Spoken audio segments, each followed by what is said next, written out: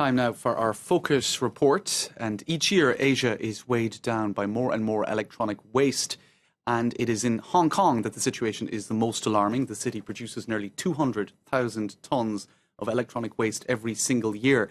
That is more than 20 kilos per inhabitant. The situation has been made worse since mainland China tightened its controls on waste, meaning computers, printers and monitors are piling up in Hong Kong.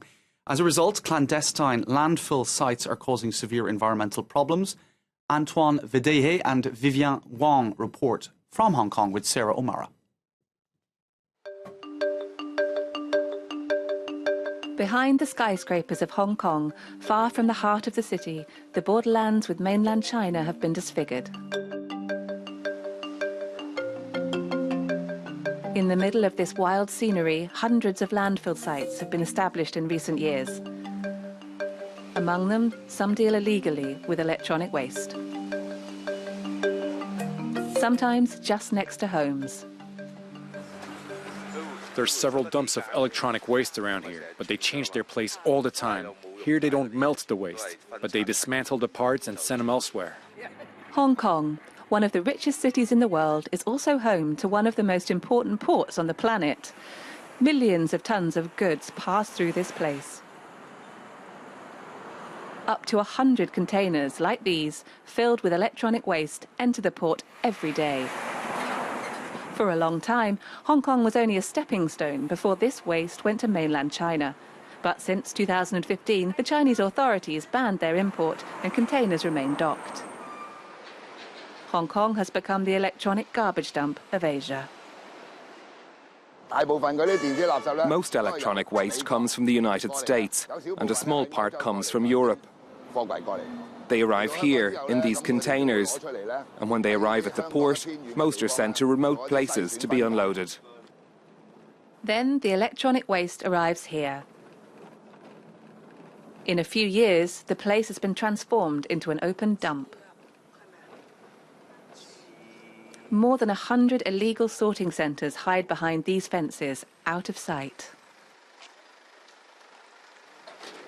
To find clandestine dumps, you have to go further inland. Electronic waste spills over onto the sidewalk. DVD players, chargers, computers, printed circuit boards. Here, boxes come from Malaysia, Japan, or the United States. These are Wi-Fi boxes for TVs. Good quality products are kept inside, but others that have no value and plastic things are stored outside. Electronic waste is sorted in these dumps and then feeds a juicy black market between Hong Kong and mainland China, because some of these rejects contain precious components: gold, silver, copper. I take care of the dismantling of products. Then we sell it to Chinese customers. But when they are dismantled illegally in these sweatshops, electronic waste can be particularly harmful. This American NGO has been documenting the existence of these dumps for more than 10 years. It warns of their disastrous consequences for the environment and human health. E-waste is a major problem in Hong Kong, primarily because when they're exposed to elements or when they're exposed to rain, heavy metals get leached out into the environment, into the soil or into the water. Many of these include cadmium, mercury, lead, nickel, copper. All of these are heavy metals that can affect our body functions when we're exposed to it, when they get dismantled improperly. According to NGOs, the situation is urgent because Hong Kong generates the most electronic waste per inhabitant of all the Asian territories. More than 20 kilos per person in recent years. So what we have here is some material that we've actually got from the individual households in Hong Kong. So refrigerators, televisions and the like. And we go to individual houses, collect them, put them in the lorries and then bring them here. For a little over a year, 10 trucks like this one have been crisscrossing the city and recovering used devices for free.